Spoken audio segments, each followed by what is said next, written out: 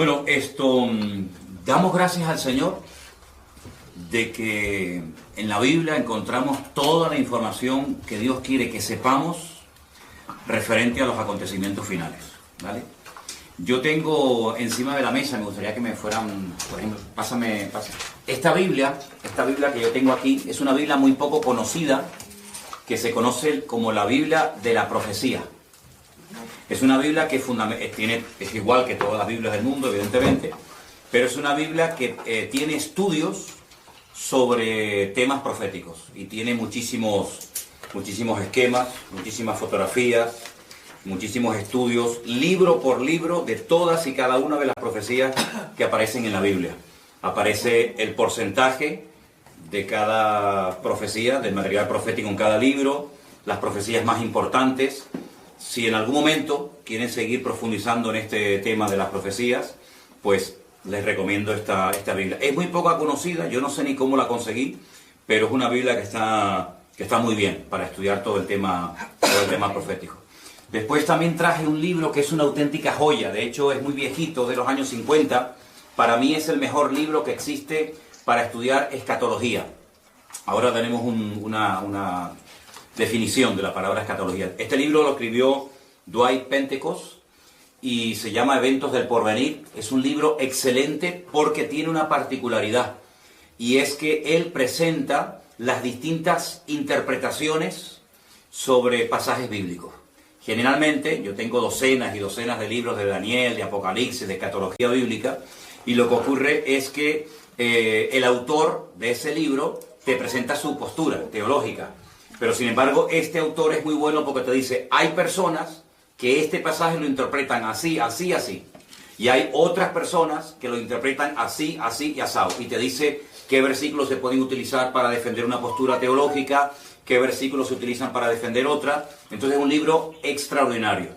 Yo me imagino que se puede conseguir este libro en el día de hoy, pero es el mejor. Sinceramente, de todos los que yo tengo, es el mejor. Luego yo les voy a recomendar, esto es un material, sí, no te preocupes. Después, con el paso del tiempo, sería bueno que ustedes se fueran haciendo con algo de material para tener en casa, ¿no? Para que ustedes sean autodidactas y puedan estudiar la Biblia por sí solos. Yo les voy a recomendar 2 diccionarios. Este es uno de ellos, Nuevo Diccionario Bíblico Ilustrado. Es un diccionario bíblico muy bueno, que además contiene muchas fotografías y muchos gráficos, muchísima información. Es un diccionario extraordinario, pero que muy bueno. Y después hay otro que yo suelo utilizar mucho, que es este también, que se llama el diccionario Vine, pero este ya se centra más en explicación de palabras griegas y hebreas. Te dice dónde aparecen esas palabras, cómo se han traducido, y es un diccionario muy práctico a la hora de decir, bueno, esta palabra realmente ¿qué significa? ¿Cómo se tradujo esta palabra en este libro? ¿Cómo se tradujo en otro momento de la historia en otro libro? Es un libro extraordinario. Y luego tengo todo el Nuevo Testamento con el texto griego. Ustedes saben que el idioma griego es un idioma tremendamente rico, y a veces una palabra traducida no explica exactamente lo que se quiso decir en un principio. Entonces, este es un volumen extraordinario, porque antiguamente venían 6 volúmenes, en 6 tomos, pero ahora lo han hecho en uno solo, y entonces se titula Comentario al texto griego al Nuevo Testamento. Durante estas próximas clases les iré recomendando diferentes libros para que ustedes tengan material muy bueno a la hora de conocer el tema de la escatología. Tenemos aquí en la pizarra una explicación, una definición de la palabra escatología, una palabra que parece muy rara, pero que no es tan complicada. La escatología bíblica, ¿vale?, es la rama de la teología. Teo es Dios, eología es palabra. Es la rama de la teología que trata de los acontecimientos finales. Escatos significa último, logos, palabra o estudio. Entonces es el estudio de las palabras que tienen que ver con los últimos tiempos. Yo sé que no es una palabra que se suele utilizar habitualmente en nuestro vocabulario de cada día, pero para que ustedes sepan que cuando hablamos de escatología no estamos hablando de nada raro, sino es la rama de la teología que estudia los acontecimientos finales. Hay parte de la teología que estudia la figura de Dios, hay parte de la teología que estudia la angelología, todo lo que tiene que ver con el mundo de los ángeles, los demonios y todo eso. Hay parte de la teología que tiene que ver con la salvación, etcétera, etcétera. Pero la parte de la teología que estudia los acontecimientos finales se llama escatología. En este caso, escatología bíblica. ¿De acuerdo?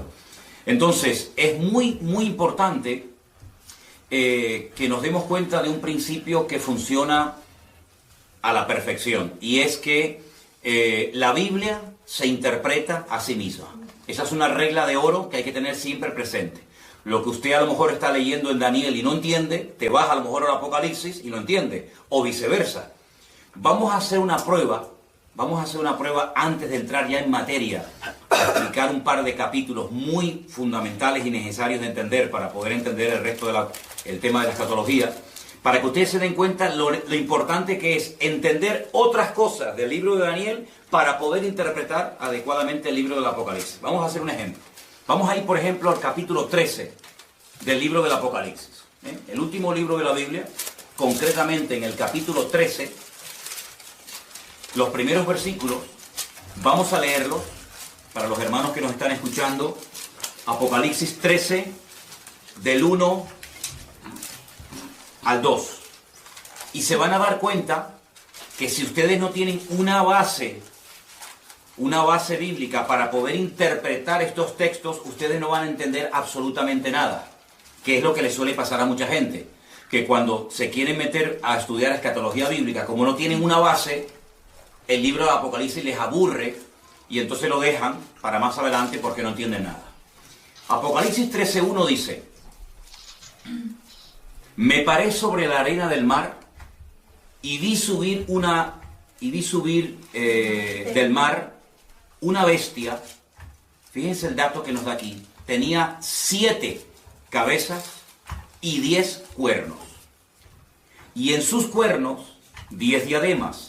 Y sobre sus cabezas un nombre blasfemo. La bestia que vi era semejante a un leopardo. Sus pies como de oso. Y su boca como boca de león. Y concluye el versículo 2 diciendo que el dragón le dio 3 cosas. Le dio poder, le dio su trono y le dio grande autoridad. Ahora, está bien claro que este animal no existe. No hay ningún animal que se parezca a un leopardo, pero que cuando observa sus pies es como un oso y cuando habla es como un león. Entonces uno dice, esto no se puede interpretar literalmente. Detrás de esto hay un lenguaje simbólico. Cada animal, cada cosa que aquí nos proporciona el texto, tiene que significar algo, y como no sé lo que es ese algo, no entiendo el pasaje. Entonces lo que la gente hace es que lo descarta y ya digo, lo deja para más adelante. Entonces, lo primero que vamos a estudiar esta tarde es la figura o la imagen del rey Nabucodonosor. Y nos vamos al capítulo 2 del libro de Daniel. Leí estos versículos de Apocalipsis 13 para que os deis cuenta que si ustedes no entienden el pasado, no pueden entender el futuro.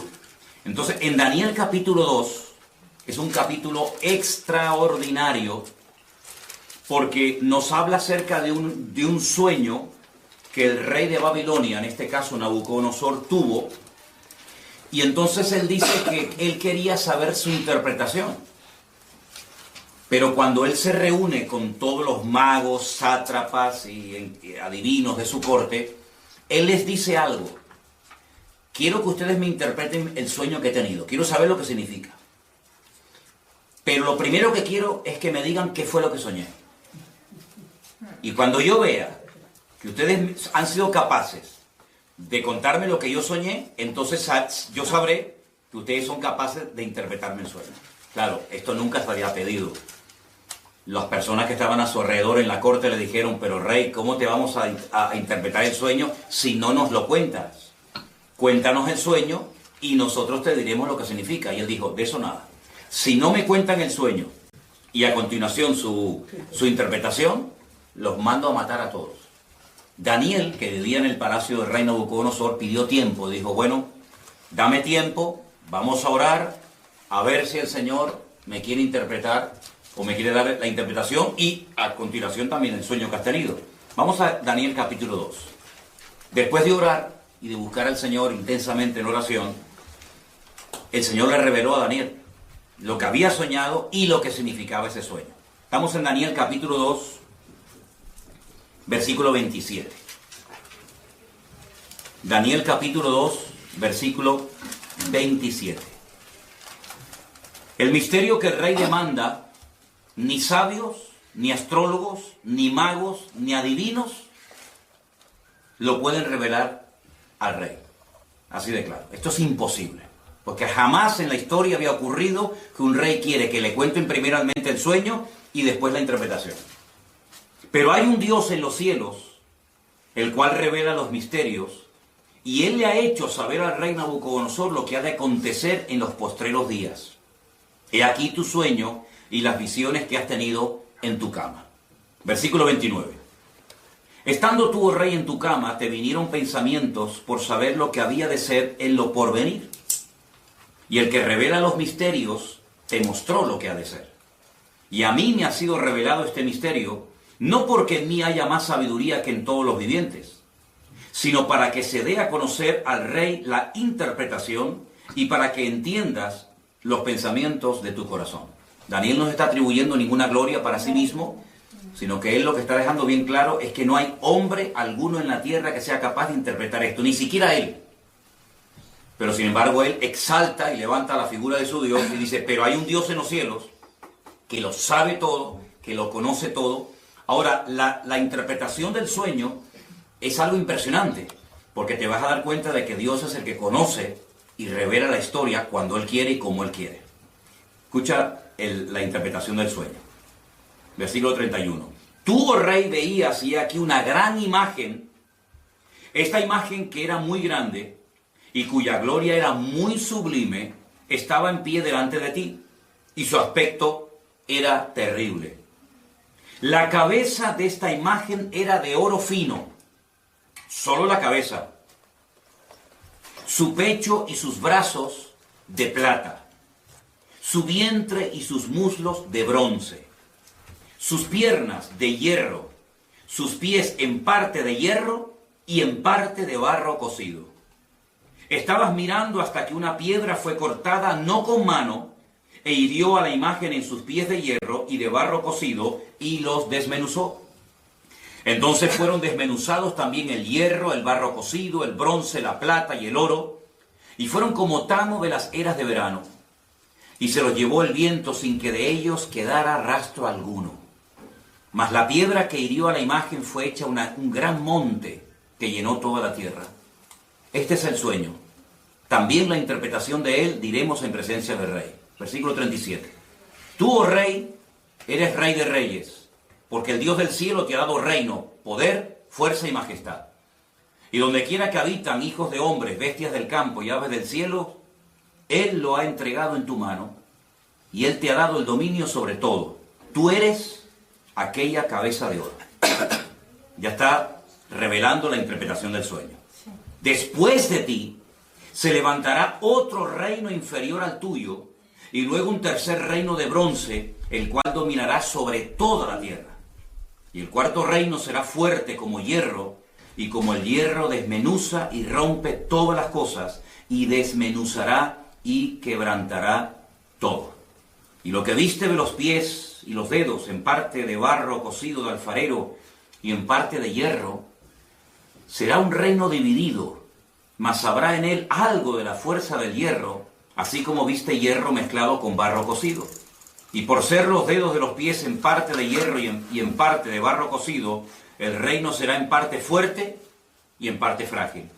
Así como viste el hierro mezclado con barro, se mezclarán por medio de alianzas humanas, pero no se unirán el uno al otro, como el hierro no se mezcla con el barro. Y en los días de estos reyes, el Dios del cielo levantará un reino que no será jamás destruido, ni será el reino dejado a otro pueblo. Desmenuzará y consumirá todos estos reinos, pero Él permanecerá para siempre. Y de la manera que viste que del monte fue cortada una piedra, no con mano, la cual desmenuzó el hierro, el bronce, el barro, la plata y el oro, el gran Dios ha mostrado al rey lo que ha de acontecer en lo porvenir, y el sueño es verdadero y fiel su interpretación. Claro, ante semejante revelación, este rey soberbio, que era el que gobernaba la tierra en aquel momento, dice que se postró sobre su rostro, se humilló ante Daniel y mandó que le ofrecieran presentes e inciensos. Es decir, vamos a ver, es que lo que Nabucodonosor está viendo es espectacular, porque si tú has sido capaz, por el poder de tu Dios, de recibir la revelación del sueño que yo he tenido, yo no tengo ninguna duda de que lo que tú me has interpretado es verdad. Es decir, la credibilidad que tú tienes a la hora de interpretarme el sueño te la da el hecho de que primero me has contado el sueño. Y esto es algo realmente descomunal. Ahora, tenemos aquí, lo íbamos a poner en la pantalla, pero nos falló a última hora el proyector. Tenemos aquí una imagen muy interesante de lo que soñó el rey Nabucodonosor. Ustedes pueden comprobar aquí la imagen, que está compuesta por 4 materiales diferentes. Tenemos la cabeza de oro, el pecho y los brazos de plata, el vientre y los muslos de bronce, fíjense que va de mayor categoría a inferior, y las piernas de hierro y los pies mezclados hierro y barro. Aquí, a este lado, tienen ustedes el nombre del imperio que representa o simboliza cada uno de estos materiales. El oro, recuerden esto, representa el imperio babilónico, que duró desde el 607 hasta el 539 antes de Cristo. Ese reino lo conoció Daniel, porque era el reino en el cual él vivía en aquel tiempo. Este fue el reino que atacó Jerusalén, que destruyó el templo, que se llevó cautivos a miles y a miles de personas, uno de ellos Daniel, ¿verdad? Y ese fue el reino que estaba en ese momento gobernando el mundo. Pero la profecía o la interpretación del sueño profético decía que cuando este reino cayera, porque no era un rey eterno, se levantaría otro reino. Y fíjense que como tiene 2 brazos, nos habla acerca de 2 naciones diferentes, los medos persas. Y este reino fue desde el 539 hasta el 531 después de Cristo. Los medos persas. Los persas hoy en día siguen existiendo bajo el nombre de Irán. Los iraníes son persas. Y los medos no tienen tierra y serían hoy en día los famosos kurdos. Los kurdos, los que están siempre tratando de reclamar un trocito de tierra para ellos. Y esto, cuando tú miras atrás, claro, para Daniel esto era profético, esto no se había dado. Esto era, bueno, vamos a ver si esto es verdad. Pero tú sabes perfectamente que cuando miras atrás, no solamente porque la Biblia lo dice, sino porque la historia secular lo corrobora, efectivamente. Todo el mundo sabe que después de la caída del imperio babilónico, se levantaron y gobernaron muchas naciones de la tierra durante mucho tiempo, los medos persas. Pero ese imperio, que también lo conoció Daniel, pues cayó y se levantó un tercer imperio que lógicamente ya Daniel no pudo conocer, porque si no, este hombre ¿cuántos años va a tener? ¿Ve? Este imperio, que era el imperio de los griegos, del cual habla mucho la Biblia en el libro de Daniel, iría desde el 331 hasta el 168 antes de Cristo, y está representado por el vientre y los muslos de bronce, ¿vale? Y el rey más famoso de este imperio, sin lugar a dudas, fue Alejandro Magno, del cual indirectamente también habla la Biblia, y lo vais a ver en otras profecías y en otros capítulos del libro de Daniel. Pero el imperio... Perdón, ¿de sí. bronce o de cobre? ¿Perdón? ¿De bronce o de cobre? De bronce, de bronce. De bronce. Ahí pone cobre. ¿De cobre? ¿Dónde está? Aquí, mira. Sí, bueno, pero bronce. Es bronce. Bronce. ¿Ok? Ese imperio, aunque fue un imperio muy importante que ejerció una influencia tremenda, prueba de ello que el Nuevo Testamento se escribió en el idioma de esta gente, en el idioma de los griegos, ¿vale? Ese imperio cayó. Y hay cosas muy interesantes que contar acerca de ese imperio. Y se levantó un cuarto imperio que está representado por las piernas de hierro, y fue un imperio que casi duró 1000 años. Ten en cuenta que de todos los miembros del cuerpo humano, el miembro más largo son las piernas. Y por eso las piernas representan al Imperio Romano. Pero hay dos piernas, y así como había dos brazos que representan a los medos y a los persas, también había dos partes del Imperio Romano muy importantes, Oriente y Occidente, ¿vale? La capital del Imperio Romano en Oriente, ¿cuál era? Constantinopla. Y la capital del Imperio Romano en Occidente era Roma, ¿vale? Este fue el imperio del Nuevo Testamento. Este es el imperio que conoció Cristo, que empezó en el 476 hasta el 900 y pico, después de Cristo. De todos los 4 imperios que aquí se menciona en la Biblia, que iban a aparecer a lo largo de la historia de la humanidad, el único que encontramos en el Nuevo Testamento es el imperio de los romanos. Estos 3 ya habían desaparecido en la época de Cristo. El babilónico, el medo-persa y el griego ya no existían, aunque lógicamente dejaron mucho de su influencia. Y bueno, todavía se pueden ver vestigios y ruinas y monumentos de estos imperios, pero que desaparecieron antes de Cristo. El Antiguo Testamento, la Tanaj, como se llama en hebreo, nos relata la historia del imperio babilónico, nos relata la historia del imperio medo-persa, pero no dice absolutamente nada del tercer imperio, que es el imperio de los griegos. No tenemos información en nuestras Biblias sobre el imperio griego. Pero en el Concilio de Trento, siglo XVI, ¿vale? Concilio de Trento, siglo XVI, la Iglesia Católica, a través del Papa de turno, decidió por su cuenta y libre albedrío, meterle 7 libros más al Antiguo Testamento. Y uno de esos libros, yo les recomiendo que lo lean. Se llama Primera de Macabeos y Segunda de Macabeos. Por eso si alguien te dice, oye, ¿por qué la Biblia de ustedes tiene 66 libros y la de los católicos tiene 72? ¿Es que ustedes le han quitado libros? No, es al revés. No es que nosotros le hayamos quitado libros, es que ustedes le han metido libros. Ustedes le han metido 7 libros más en el Concilio de Trento, siglo XVI. Esos libros, por ejemplo, se llaman Sabiduría, Judith, Tobías, Primera y Segunda de Macabeos. Y esos libros de Primera y Segunda de Macabeos son la historia, son la historia de la influencia del Imperio griego durante el tiempo que se dividió el Imperio griego. Cuando Alejandro Magno se muere, pues se divide en 4, que ya hablaremos en su momento acerca de eso, y entonces el Antiguo Testamento termina contándonos la historia de los medos persas, pero claro, si tú estás estudiando esta profecía, tú dices, bueno, pero ¿y entonces los griegos? Es que el Antiguo Testamento no termina contándote la historia de los griegos.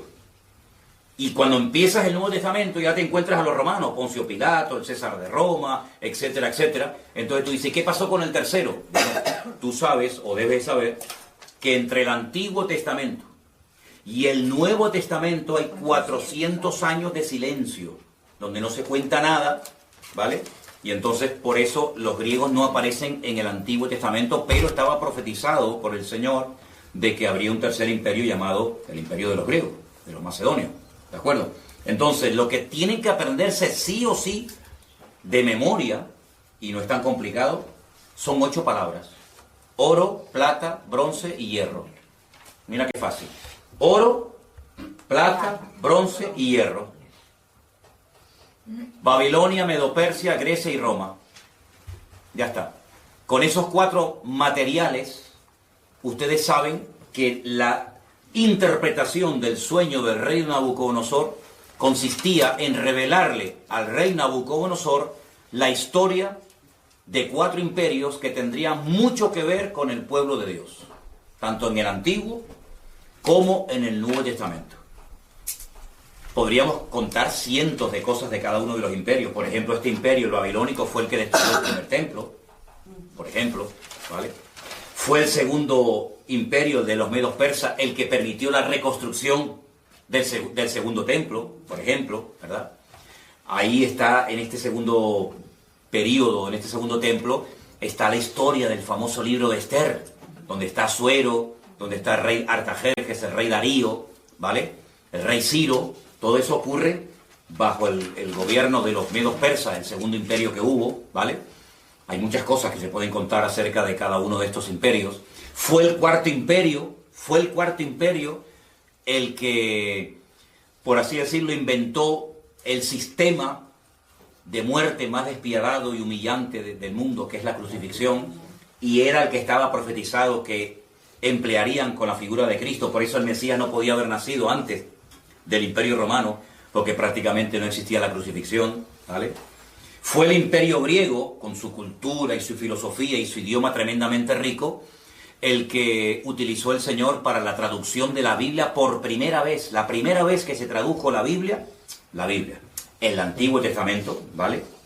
El Nuevo Testamento aún no estaba escrito, fue en el idioma griego. Y esa versión se conoce como la versión o la Biblia de la Septuaginta. Porque se llevaron a 70 intérpretes de la Biblia a la ciudad de Alejandría y allí se les pidió que tradujeran la Biblia. Y esa primera traducción se llamó la Biblia de la Septuaginta. ¿De acuerdo? Ahora bien, esta imagen fue un sueño que tuvo el rey Nabucodonosor. Ahora pueden entender ustedes la soberbia de este rey cuando le dice Daniel: tu reino es solamente la cabeza de oro. Pero cuando tu reino caiga, se levantará un segundo, un tercer y un cuarto imperio. Pero si ustedes siguen leyendo el libro de Daniel, se van a dar cuenta que en el capítulo 3, él manda a construir una imagen toda de oro, desde la cabeza hasta los pies, como diciendo: yo no reconozco, yo no acepto, por mucho que se haya humillado y por mucho que haya reconocido que el Dios de Daniel era el verdadero. Hay un momento en el que él reflexiona y dice: ¿cómo? ¿Que va a haber un segundo imperio, un tercero y un cuarto? De eso nada. Él manda a construir una estatua de oro. Les voy a leer unos versículos simplemente del capítulo 3. El rey Nabucodonosor, verso 1, hizo una estatua de oro cuya altura era 60 codos, su anchura era de 6 codos, la levantó en el campo de Dura, en la provincia de Babilonia. Un atentado contra la revelación divina, como diciendo: toda la estatua va a ser de oro porque mi reino va a durar eternamente y para siempre. Y ese fue el gran milagro de aquellos 3 jóvenes que dice la Biblia que no quisieron postrarse ante la imagen de oro y fueron arrojados dentro de un horno de fuego, y el Señor los salvó milagrosamente de la muerte. Y otra vez el rey Nabucodonosor cae de rodillas y reconoce que el Dios de estos chicos es el Dios verdadero. Pero bueno, vendrán otros momentos en los que demostrará su soberbia y su orgullo, porque a pesar de las cosas tremendas que está viendo, él sigue, como decimos aquí, R con su actitud, ¿no? De no querer reconocer las cosas. Entonces, queda claro la interpretación de este sueño, queda claro, ¿no? ¿Vale? Los 4 imperios ya forman parte de la historia, pero ¿qué es lo que ocurre? En el capítulo 2 del libro de Daniel es donde aparece este sueño con su correspondiente interpretación. Pero, a su vez, Daniel también tiene un sueño, en el capítulo 7. Entonces vamos al capítulo 7 del libro del profeta Daniel y vamos a leer algunos versículos en esta tarde. ¿Los hermanos de Bélgica nos están escuchando bien? Ok, perfecto. Les mandamos un saludito a todos los hermanos de Bélgica. Y a todos los que nos están viendo de muchas partes, hermanos de Estados Unidos y de México y de muchos lugares. Que el Señor les bendiga a todos. Daniel capítulo 7. Y van a ver lo importante que es entender la interpretación de este sueño que tuvo Daniel para poder entender los primeros versículos que leímos en esta tarde de Apocalipsis capítulo 13, donde no se entendió nada, pero vais a ver qué importante. Daniel capítulo 7, voy a pedirles a algunos de ustedes que lea un versículo, yo leo el siguiente, pero tienen que leerlo fuerte porque estamos grabando, ¿de acuerdo? Daniel 7:1. En el primer año de Belsasar, rey de Babilonia, tuvo a Daniel un sueño. ¿Ven? Ya no está Nabucodonosor como rey, ahora es Belsasar, pero sigue estando el reino de Babilonia. Tuvo un sueño y visiones de su cabeza mientras estaban en su lecho.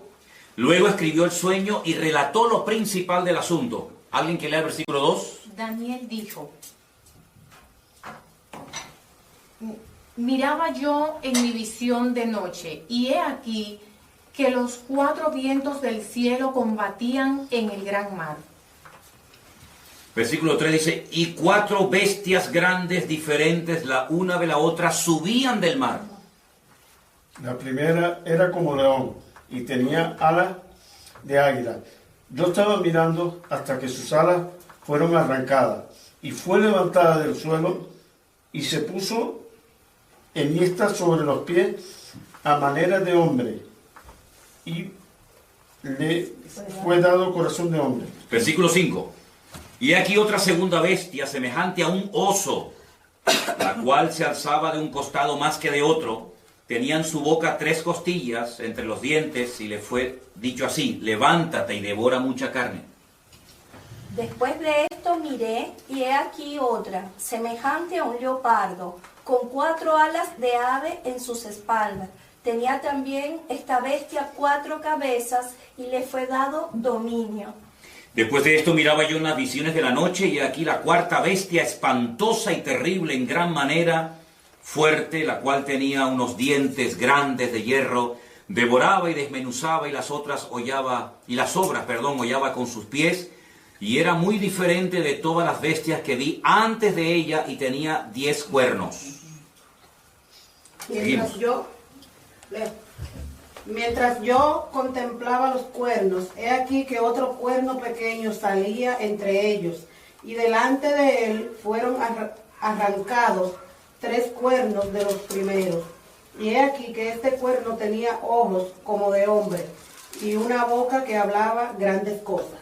Estuve mirando hasta que fueron puestos tronos, y se sentó un anciano de días, cuyo vestido era blanco como la nieve, el pelo de su cabeza como lana limpia, su trono llama de fuego, y las ruedas del mismo fuego ardiente.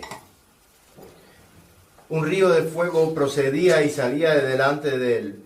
Millares de millares le servían, y millones de millones asistían delante de él. El juez se sentó, y los libros fueron abiertos.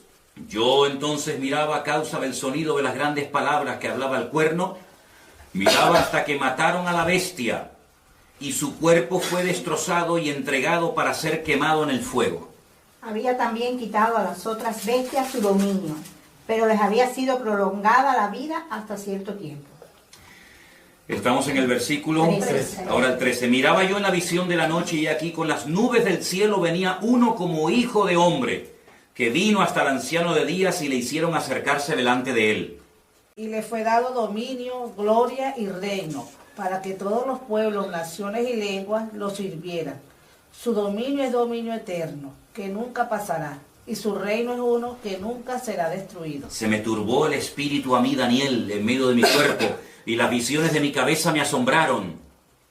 Me acerqué a uno de los que asistían y le pregunté la verdad acerca de todo esto, y me habló, y me hizo conocer la interpretación de las cosas. Escuchen, estas 4 grandes bestias son 4 reyes que se levantarán en la tierra. Primer dato interesante, verso 18. Después recibirán el reino los santos del Altísimo, y poseerán el reino hasta el siglo, eternamente y para siempre. Entonces tuve deseo de saber la verdad acerca de la 4ª bestia, que era tan diferente de todas las otras. Espantosa en gran manera, tenía dientes de hierro, uñas de bronce, que devoraba y desmenuzaba y las sobras hollaba con sus pies. Asimismo, acerca de los 10 cuernos que tenía en su cabeza y del otro que le había salido, delante del cual habían caído 3, y este mismo cuerno tenía ojos y boca que hablaba grandes cosas, y parecía más grande que sus compañeros. Y veía yo que este cuerno hacía guerra contra los santos y los vencía. Hasta que el anciano vino y se hizo justicia a los santos del Altísimo, y llegó el tiempo y los santos recibieron el reino. Podríamos seguir leyendo todo el resto del capítulo, que no tiene desperdicio, y creo que es bueno que lo leamos, porque lo que más le llamó la atención a Daniel fue la 4ª bestia, sobre todo, ¿no? Dice que la 4ª bestia será un 4º reino en la tierra, el cual será diferente de todos los otros reinos, y a toda la tierra devorará, trillará y desmenuzará. Despedazará, perdón. Y los 10 cuernos significan que de aquel reino se levantarán 10 reyes, y tras ellos se levantará otro, el cual será diferente de los primeros, y 3 reyes derribarán. Y hablará palabras contra el Altísimo, y a los santos del Altísimo quebrantará, y pensará en cambiar los tiempos y la ley, y serán entregados en su mano hasta tiempo, tiempos y medio tiempo. Pero se sentará el juez y le quitarán su dominio para que sea destruido y arruinado hasta el fin. Y que el reino y el dominio y la majestad de los reinos debajo de todo el cielo sea dado al pueblo de los santos del Altísimo, cuyo reino es reino eterno, y todos los dominios le servirán y le obedecerán. Aquí fue el fin de sus palabras. En cuanto a mí, Daniel, mis pensamientos me turbaron y mi rostro se demudó, pero guardé el asunto en mi corazón. Tremendo las visiones y los sueños que esta gente tenía, ¿verdad? Ya el primer sueño del rey Nabucodonosor quedó interpretado. Ahora vamos a interpretar, vamos a decir qué es lo que significan estas 4 bestias que ustedes tienen aquí en la imagen. No sé si se verán bien, porque depende de donde estén sentados, se ve mejor o peor. Primer animal que vio Daniel, un león con alas. Un león con alas. Segundo animal que ve, un oso con 3 costillas en la boca y dice que está apoyado sobre una pierna más que de otro. Luego, ahí hay una falta de estabilidad tremenda. Tercer animal que ve, un leopardo con 4 cabezas. Y la cuarta bestia que ve, una cabeza, 10 cuernos, terrible, espantosa, destructiva, sin piedad, sin misericordia, y fue algo que le espantó tanto a Daniel que él más que nada quería saber qué significaba, qué representaba la cuarta bestia. Ahora, la interpretación de qué representan estos animales es exactamente la misma que la interpretación del capítulo 2 de Daniel. La cabeza de oro representa o representaba a Babilonia, ¿sí o no? Sí. Al lado de la cabeza pongan el león con alas, representa también a Babilonia. Es lo mismo.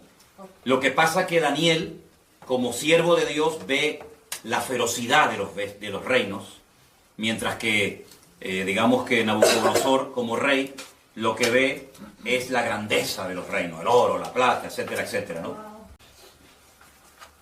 Lo rápido que atacaba ese imperio está representado por las alas del león, ¿verdad? El oso representa a los medos persas, exactamente igual. Uno de los dos era más fuerte que el otro. Los persas eran más fuertes que los medos. Y por eso está apoyado sobre una pata más que de otra. Las 3 costillas que lleva en la boca representan 3 naciones, que le voy a decir qué naciones representan. Tengo aquí otra Biblia. Apunten que esas 3 costillas en la boca representan a Babilonia, Lidia y Egipto. Babilonia, Lidia y Egipto. Lidia. Hay un lugar que se llama Lidia, no Lidia. Egipto. Y Egipto.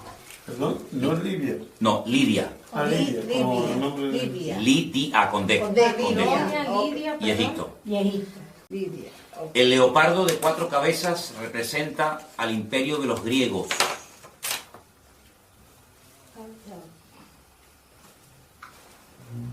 El imperio de los griegos. Tengo que ponerle aquí al móvil batería, porque si no, no me va a quedar sin batería. Un dato que les quiero dar, y apúntelo porque es muy importante tener en cuenta a la hora de querer interpretar correctamente la profecía. Las cabezas son imperios y los cuernos son naciones. Eso es un dato muy importante que tienen que tener en cuenta si quieren interpretar lo que es el tema profético. Las cabezas siempre son reinos y los cuernos, naciones o pueblos, ¿vale? ¿Ok? Y la cuarta bestia representa a Roma, el imperio romano. La de los 10 cuernos. 10 cuernos, pero una cabeza. Una cabeza. Esa misma bestia la van a ver en el Apocalipsis con los 10 cuernos, pero con 7 cabezas, en vez de con una. ¿Vale? Ya explicaremos por qué. Representa a Roma. A Roma. Pero no se olviden que la Biblia dice que de esa bestia, o de ese territorio que ocupó esa bestia de Roma, saldrán 10 cuernos, 10 naciones. Y de esas 10 cuernos sale uno, que es lo que llaman el cuerno pequeño, que hablaba blasfemias contra los santos del Altísimo, que le hacía guerra a los santos del Altísimo y los vencía. Ahora, en ese momento, los santos del Altísimo no eran los cristianos. La iglesia ni existía. La iglesia ni había nacido. Estamos cientos de años antes de Cristo, ¿vale? Por lo tanto, está haciendo una referencia directa a los ataques que recibirían los santos en aquel momento, que era el pueblo de Israel, ¿vale? Para saber ubicar cada cosa en su sitio. Entonces tenemos que el oro y el león con alas es Babilonia. Es lo mismo, pero visto desde 2 puntos de vista diferentes.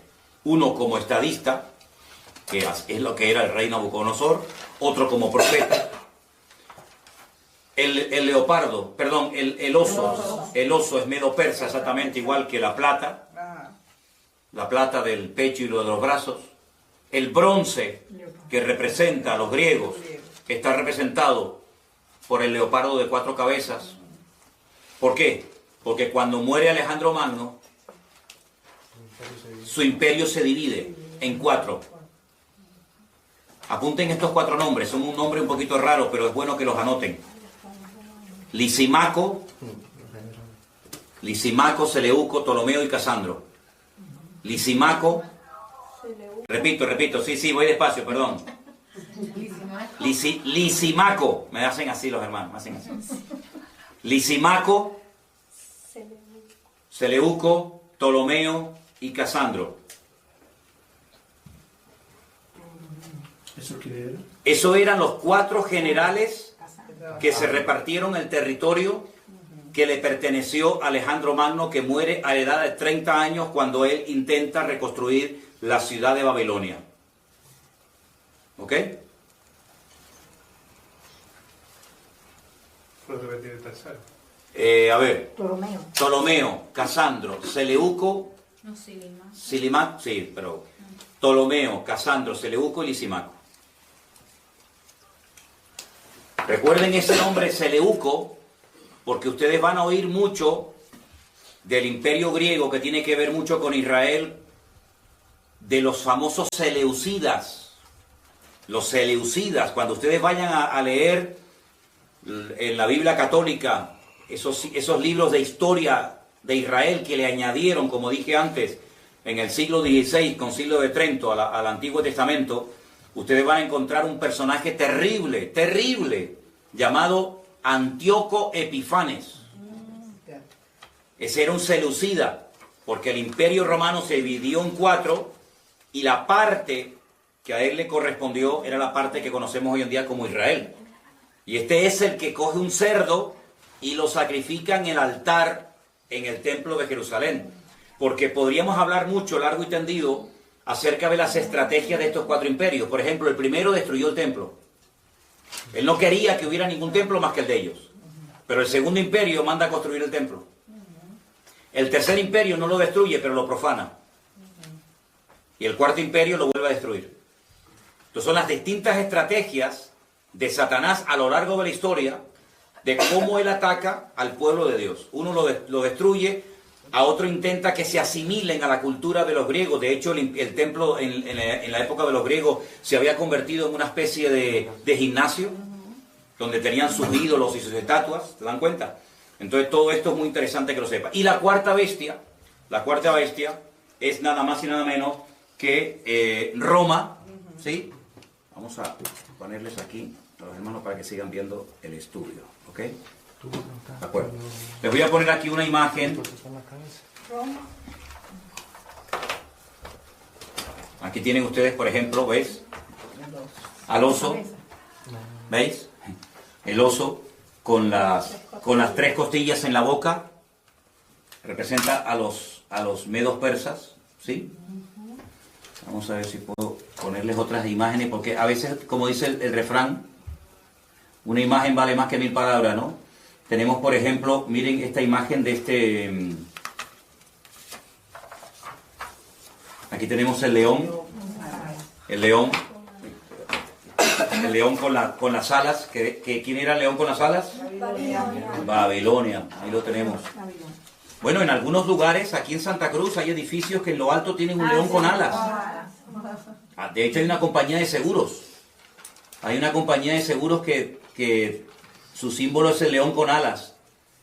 Y hay edificios de los antiguos masones en Santa Cruz de Tenerife que aparecen en las fachadas y en las azoteas leones con alas, porque se identifican con el imperio de Babilonia. La palabra Babilonia viene de Babel, que significa confusión. Esa famosa torre de Babel, allí se estaba construyendo. ¿Y cuál era la capital en aquel tiempo de esta gente? Pues era Nínive, a donde quería mandar el Señor a su siervo, el profeta Jonás, ¿no? Entonces, vamos a ir otra vez a Apocalipsis capítulo 13 y vamos a cambiar las palabras que aparecen ahí por los nombres de los imperios. Y vas a ver cómo lo vas a entender ahora perfectamente. Al principio, Apocalipsis 13, 1 y 2, lo leímos y nadie entendió nada. Ahora vas a ver que lo vas a entender perfectamente con esta pequeña explicación que te he dado. ¿Alguien que me lea los 2 primeros versículos, por favor? Me paré sobre la arena del mar y vi subir del mar una bestia que tenía 7 cabezas y 10 cuernos, y en sus cuernos 10 diademas y sobre sus cabezas un nombre blasfemo. Ok, ahora vamos a sustituir el nombre de los animales por los imperios que representan. Vuélvelo a leer otra vez, por favor. Ustedes allí en Bélgica y los hermanos que nos ven por ahí, inténtenlo hacer en casa, pero cambiando el nombre del animal y sustituyéndolo por el imperio que representa o simboliza. Ok, otra vez. Me paré sobre la arena del mar y vi subir del mar una bestia. En otro versículo que ya les daré, el mar representa las naciones. ¿Vale? Tenía 7 cabezas, 10 cuernos. En sus cuernos 10 diademas, sobre sus cabezas un nombre blasfemo. Y la bestia que vi era semejante a... Un leopardo. ¿Y quién es el leopardo? El imperio griego. Griego.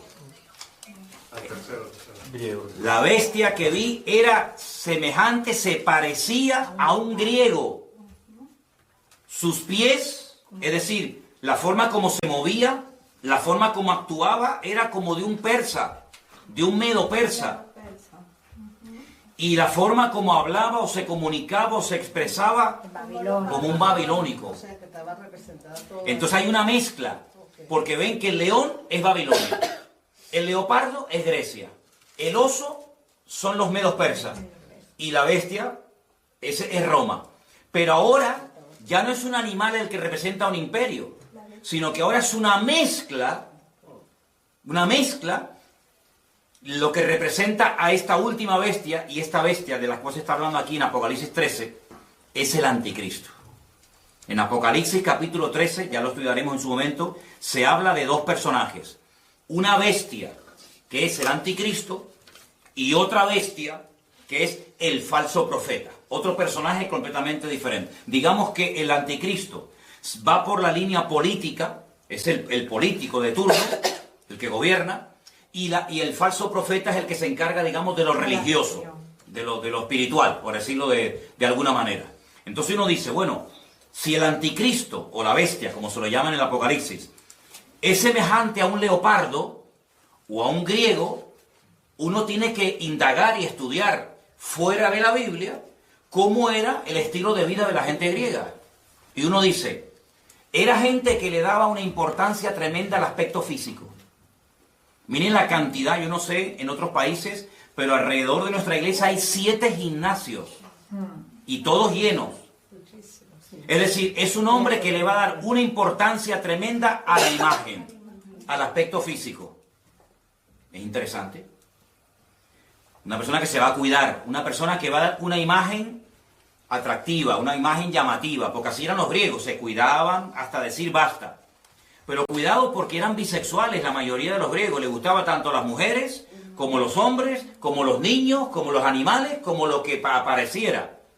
Estamos viviendo en unos tiempos donde hoy en día hay mucha gente que dice, no, a mí me gustan las mujeres, me gustan los hombres, terrible. Eran hedonistas, es decir, el placer como meta, el placer como objetivo, pasarlo bien, disfrutar de la vida, sean drogas, sea sexo, sea lo que sea, así eran los griegos. Eran gente culta, la cuna de toda la filosofía tiene su origen en Grecia, eran gente culta, no eran estúpidos, no eran ignorantes, eran gente culta. Luego, sabían expresarse, sabían hablar. Lean los discursos ustedes de Platón, de Aristóteles, de Sócrates, eso es alucinante, la riqueza del vocabulario, ¿verdad? La demagogia que utilizaba aquella gente, la oratoria que tenían, todo eso lo va a tener este tipo, ¿verdad? Porque se va a parecer a un griego. Pero además dice que sus pies, su forma de actuar, era como de un oso. Y los osos son los persas. Claro. Oigan hablar ustedes a los persas, te cautivan. Hablan así, muy suave. Calmado. No es como los árabes que hablan muy brusco, muy cerrado, muy bruto el idioma, ¿no? El persa es muy suave en su forma de hablar, muy tranquilo, te cautiva. ¿No han visto los gatitos persas, lo lindos que son? ¿Eh? Son así los persas, son cautivadores, son seductores, te atrapan, su forma de ser es impresionante. Pero dice la Biblia que su boca es como la de un león, destructivos a más no poder. Entonces te das cuenta que es una mezcla de culturas, es una mezcla de pueblos, de influencias del pasado. Te das cuenta lo importante que es saber lo que significan los animales del Antiguo Testamento, claro. Porque si no, no te enteras a la hora de interpretar el Nuevo. Pero hay un dato muy importante. La última parte del versículo 2 dice que el dragón, y el dragón en la Biblia, ¿quién es? Satanás. Es uno de los muchos nombres que recibe Satanás en la Biblia. Dragón, Satanás, diablo, serpiente antigua, etc. El dragón o Satanás le dio poder, su trono, una sede de gobierno y grande autoridad. Sería interesante preguntarnos dónde está la sede de gobierno mundial, o por lo menos europea, de Satanás hoy en día. Porque cuando estudiemos las iglesias del Apocalipsis, ustedes van a ver que hay un mensaje a una iglesia, y a esa iglesia le dice el Señor, yo sé dónde ustedes tienen su congregación. Ustedes tienen la iglesia, ustedes se congregan donde hoy por hoy Satanás tiene su trono.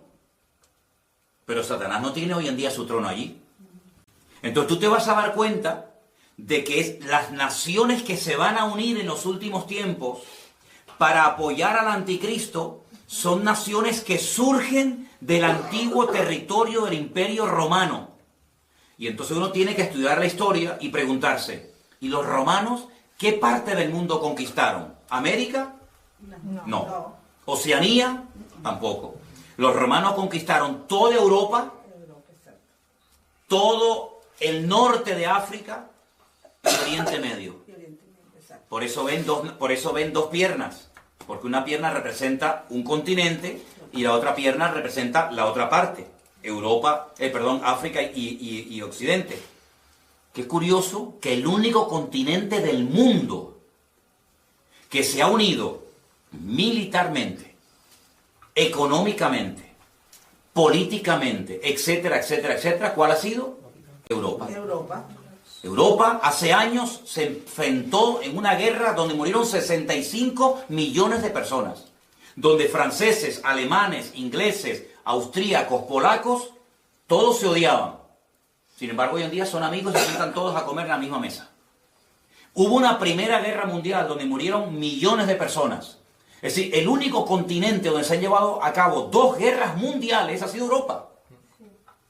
Y sin embargo, hoy en día se han unido y hay una sede de gobierno hoy por hoy en Europa, que está desde donde nos están viendo ahora mismo nuestros hermanos de Bélgica, allí en Bruselas, desde donde está la sede de gobierno europeo, y lo que se aprueba ahí afecta para bien o para mal al resto de Europa.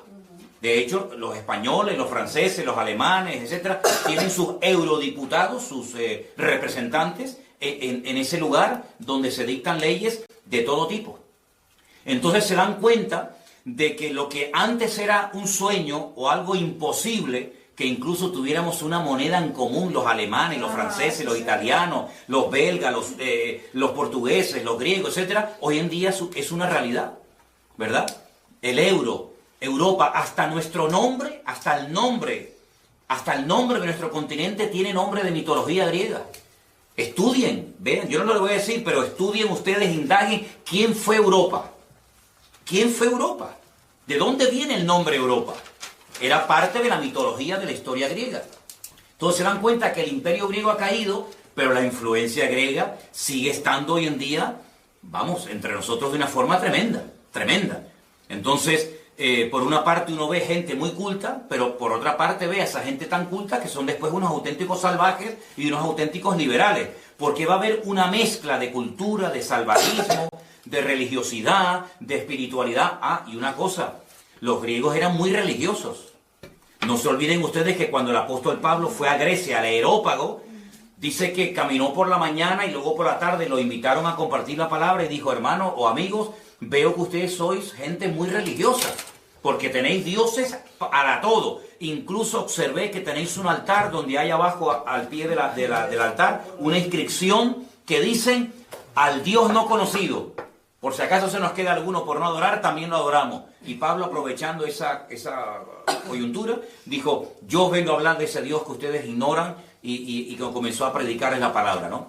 Entonces, vamos a estudiar en estas clases, paso a paso, cómo poder interpretar los capítulos del libro del Apocalipsis, pero antes de meternos a estudiar en profundidad los capítulos y los personajes, tenemos que tener las herramientas para interpretar. Ya sabemos interpretar los materiales. Si yo les digo la plata, los medos persas. El oro, Babilonia. El leopardo de 4 cabezas, que representa la división del imperio griego cuando muere Alejandro Magno, los 4 generales, ya sabemos quiénes son, los griegos. La bestia con una cabeza y 10 cuernos, los romanos. El león con alas, los babilónicos. Bueno, ahora nos quedan los caballos, que cambian de color en el libro de Apocalipsis. Y también nos queda no solamente el tema de los caballos, sino también el lenguaje simbólico que se emplea cuando se habla de algunos imperios en particular, como por ejemplo el macho cabrío y el carnero. Eso lo vamos a ver la próxima semana, cómo hay una batalla entre el macho cabrío y el carnero, cómo se enfrentan el uno al otro, cómo hay un cuerno que le crece de una forma enorme, de una forma desproporcional. Todo eso lo vamos a ir viendo, porque el libro del Apocalipsis está escrito en un lenguaje simbólico y hay que dominarlo. Pero luego una cosa que yo creo que es fundamental es, después, con toda esta información, saber poner cada pieza en su lugar. Es decir, todo el mundo ha oído hablar algo del anticristo, de la marca de la bestia, del falso profeta, de Armagedón, ¿vale?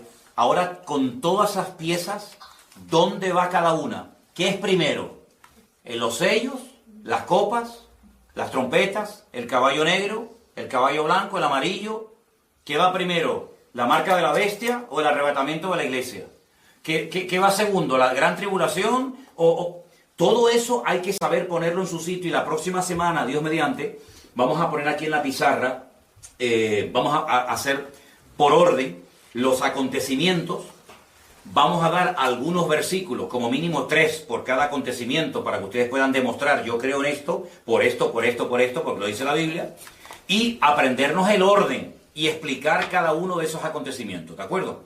Entonces, yo quiero darles lugar ahora para que si hay alguna pregunta de lo que yo he explicado esta tarde, que es básico y elemental para poder profundizar en otros textos de la Biblia, cualquier pregunta que tengan, la hagan ahora, que quede grabada, que también quede grabada la respuesta, y así de esa manera pues si algo no ha quedado lo suficientemente claro, que lo pregunten ahora, ¿de acuerdo? A ver, ¿alguien tiene alguna pregunta sobre el material que hemos dado en esta tarde? Por favor, con toda libertad, la pueden hacer ahora, ¿sí? Pastor, los 4 generales que cuando Alejandro Magno, que se separaron, ellos también, por supuesto, ellos formaron parte de lo que es ahorita Europa. Entonces, ¿cuáles fueron los sitios donde ellos se establecieron? Muy buena pregunta.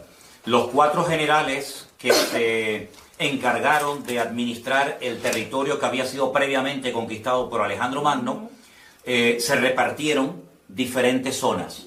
Unas zonas tocaba Europa. Yo lo voy a decir exactamente el próximo día, ¿sí? Otros tomaron territorios de África. Otros territorios tomaron, por ejemplo, lo que sería Palestina y Siria y Jordania. Entonces, eso es muy importante porque de uno de esos cuatro viene el anticristo. Y eso es muy importante porque nosotros tenemos que saber el anticristo, qué características como humano tiene. Yo sé que hay películas en Hollywood donde aparece Satanás teniendo relaciones sexuales con una mujer y nace el anticristo. Eso son películas. El anticristo tiene padre y tiene madre. El anticristo es un político de carne y hueso que se dará a conocer, que tendrá un poder tremendo, una influencia tremenda a nivel mundial, que tendrá apoyo militar, apoyo económico, apoyo político de muchas naciones y que va a llevar en un principio a muchas naciones, digamos, a la prosperidad, a la abundancia, etcétera, pero que al final quebrantará todos los pactos y acuerdos y convenios que previamente había firmado y establecido, incluido uno con el pueblo de Israel, ¿verdad? Les traicionará y entonces se volverá el peor gobernante de todos los tiempos, con matanzas y con guerras y con injusticias tremendas, ¿no? Pero muy importante la pregunta que tú has hecho, porque tenemos que saber esos 4 generales qué territorio dominaban. Por eso dije antes los famosos seleucidas, sí. Los seleucidas, la famosa guerra de los asmoneos, la famosa guerra de los macabeos. La palabra macab significa en hebreo martillo. Los macabeos eran los que golpeaban, los que intentaban golpear y destruir al imperio de los griegos, que por un tiempo lo consiguieron, cuando volvieron a consagrar el templo de Jerusalén. De ahí viene la famosa fiesta de Hanukkah y todo eso, que ya lo explicaremos en su momento. Pero la próxima semana te digo exactamente el territorio que ocuparon, ¿de acuerdo? ¿Alguna pregunta que ustedes quieren hacer? O los que me están viendo en directo quieren hacer alguna pregunta sobre la clase de hoy. Quiero que quede bien clara la interpretación, la explicación de Daniel 2 y Daniel 7. Por hoy, con eso, nos podemos dar por satisfechos. Y ya la próxima semana, si Dios quiere, estudiaremos las otras partes. Ahora, finalmente quiero mostrarles esta imagen, que ya es una mezcla de los diferentes imperios que ustedes ya conocen. Aquí está la bestia con los 10 cuernos. Ven que tiene algo del oso, ven que tiene algo del leopardo, ven que tiene algo del león. Es una forma simbólica de describir la naturaleza y la esencia de este personaje siniestro llamado el anticristo. ¿Vale? A través de figuras de animales te dice cómo es esta persona. ¿Vale? Dime. Sí, o sea, eso es el anticristo. Esto es simplemente una imagen, una representación de cómo va a ser. El anticristo es un ser humano. Con nombre, apellido, con pasaporte, con huellas digitales, con padre, con madre, todo.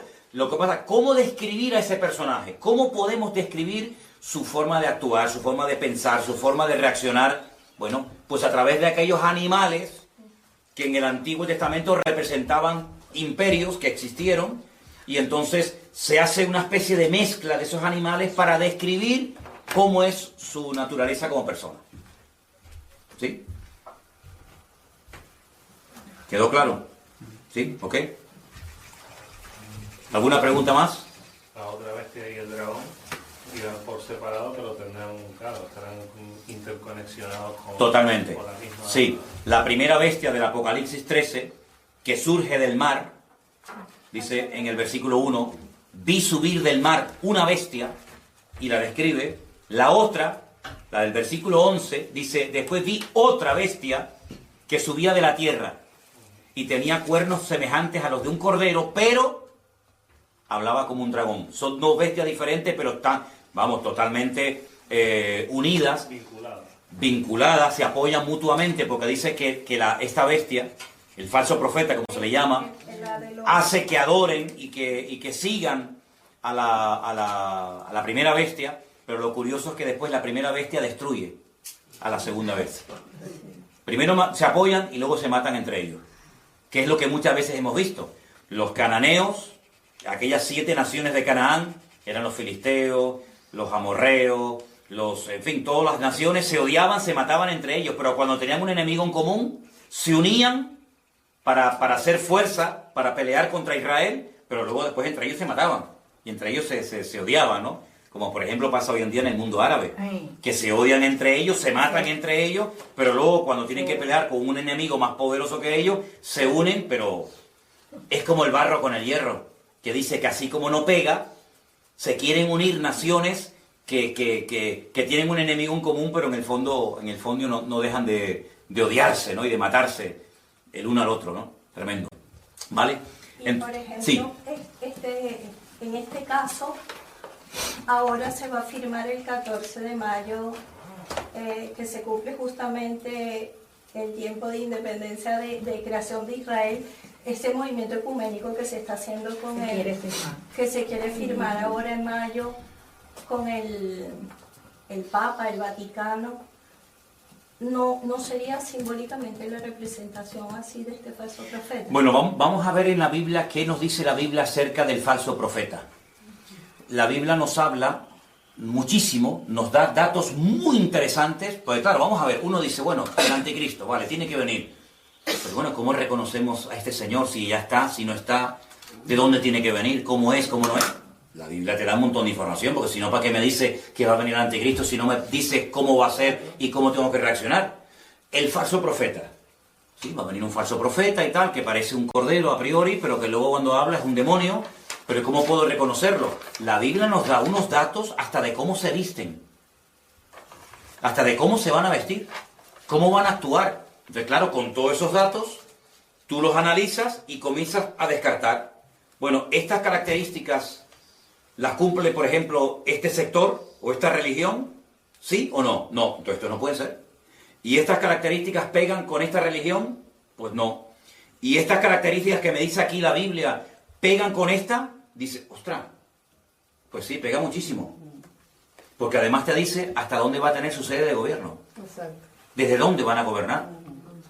Entonces, claro, ante estos datos, uno que vamos a suponer que uno es imparcial, ¿no? Y uno dice, bueno, yo quiero saber esta gente quiénes son. Pues tengo que coger a los budistas, tengo que coger a los musulmanes, tengo que coger a los hinduistas, tengo que coger a los católicos, tengo que coger a todo el mundo, y por descarte tengo que ir seleccionando y diciendo, bueno, pues las características que me proporciona la Biblia pegan más con esta gente que con aquellos.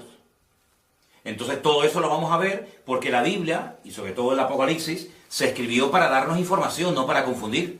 Claro. Darnos información en un lenguaje simbólico, pero que cuando tenemos las herramientas, como ustedes ya hoy pueden interpretar el Apocalipsis capítulo 13 muchísimo mejor que hace una hora. ¿Por qué? Porque ya sabes lo que representan los animales. Hace una hora no tenías a lo mejor ni idea. Pues cada semana tú vas a tener un montón de datos. Es como una plantilla, ¿no? Yo la pongo encima del texto y digo, el dragón significa esto, la bestia significa lo otro. Y te vas a dar cuenta de que vas a disfrutar, porque ahora sí que lo entiendo. Ahora sí que lo entiendo. ¿Y el anticristo y falso profeta que será? ¿Musulmán? No se sabe si es de religión, europeo. Vamos a verlo. Sí, la Biblia lo dice. Como también dice que una de las señales será que se unirán 4 potencias y una de ellas desaparecerá, será convertida a polvo. Yo lo puedo traerlo más claro, pues. Bueno, de lo que hemos leído esta tarde habla de 4 imperios que se levantarían, que finalmente serían destruidos y al final se levantaría un imperio eterno. Y claro, uno se pregunta, ¿y el imperio eterno cuál es? ¿El que no va a ser destruido nunca? Años diciendo, Señor, una de las señales va a ser que cuando se empiezan a unir 4 potencias, esas potencias, ¿cuál será? No, más de 4 se van a unir, porque todavía no hemos entrado. Claro, es que ustedes quieren saber todo de golpe. 13 años, sí. Pero cuando vayamos, por ejemplo, al libro del profeta Ezequiel, claro, falta para eso. El profeta Ezequiel te habla de God, Magog, Mesed y Tubal. Porque estamos hablando de bestias, estamos hablando de